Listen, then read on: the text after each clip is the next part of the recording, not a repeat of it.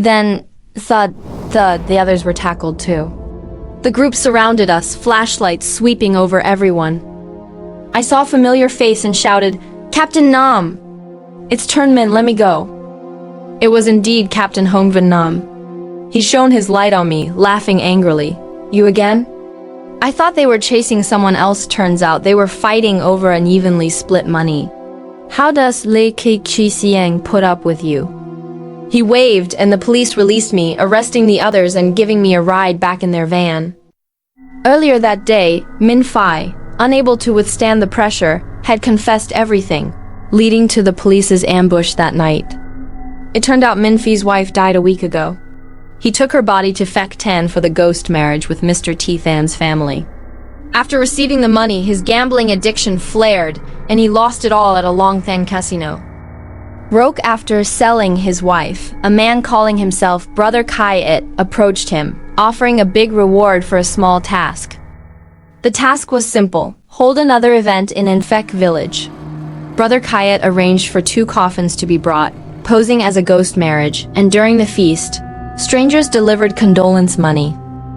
After the guests left, Minh Phi, drunk, opened the envelopes, shocked to find only joss paper.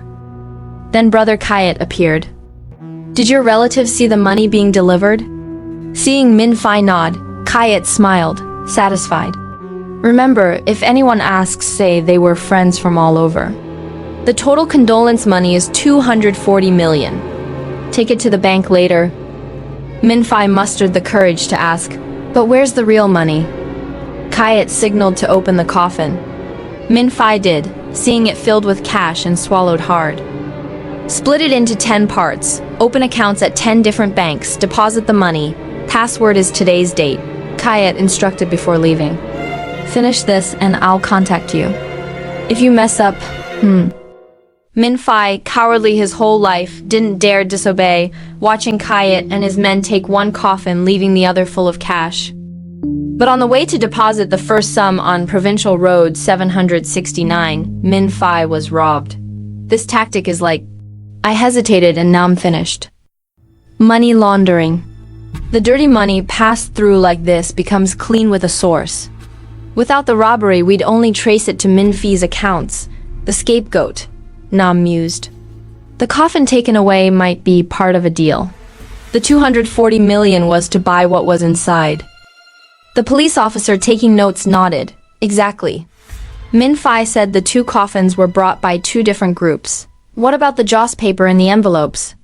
I pressed. Nam lit a cigarette, voice low. A distraction to make villagers confirm Minh Phi received money. They couldn't use real money, so joss paper sufficed as a ritual. The robber's death was also clear. The perfect laundering plan was ruined by the robbery, drawing police attention. Furious, Kayet hunted down and killed the culprit. The question now, who was Kayet? What was the ghost marriage deal? Seeing the police deep in thought, I handed Nam my documents. So many ghost marriages in 3 months? Nam pondered. Kayet's done this before. If each time was over 200 million, the total could be tens of billions, not a small sum. Nam stood abruptly. Check immediately, what major case happened 4 months ago? Soon, results came. 4 months prior, a Nujun dynasty tomb in Phek Tan Commune, Nan District. Han Nai was robbed. All burial artifacts stolen. Villagers patrolling found the dug-up site, but the thieves had fled. That's it. Using superstitions to cover crimes is a common tactic of tomb raiders, Nam exclaimed, slapping his thigh. Request to combine the cases, bring in everyone linked to the 19 ghost marriages for questioning. And those 4 caught tonight, interrogate them thoroughly. The taken coffin likely held stolen artifacts for sale. The case was clarifying, but it wasn't as simple as we thought. Of the 19 ghost marriages, 17 were Kayet's schemes, but like Minh Phi, those involved didn't know Kayet, his background, or even his appearance. He always wore a hat and sunglasses, hiding half his face. The coffin carriers and money deliverers were local thugs hired temporarily, also unaware of Kayet. The delivery sites were prearranged, always empty when checked. After 2 busy days, the police caught only small fry, no core members. The final lead was the robber's killer. Such a major murder, even if not Kayet himself, was surely his trusted ally. The police had pursued this angle.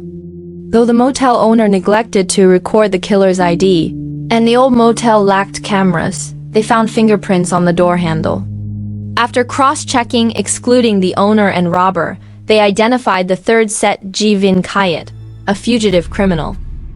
Unfortunately, having spooked the snake earlier, Jivin Kayet had slipped away, likely leaving Hanai or even the province. The police could only add another charge to his wanted order. Back at the Saigon newsroom, I wrote my article reflecting on my hectic days, frustrated that Jivin Kayet remained at large. Unbeknownst to me, Lekik Chisiang, working a case in Kayelet, was also linked to Jivin Kayet.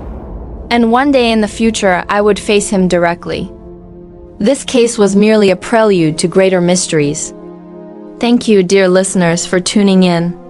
Please subscribe to our channel to not miss the next fascinating story.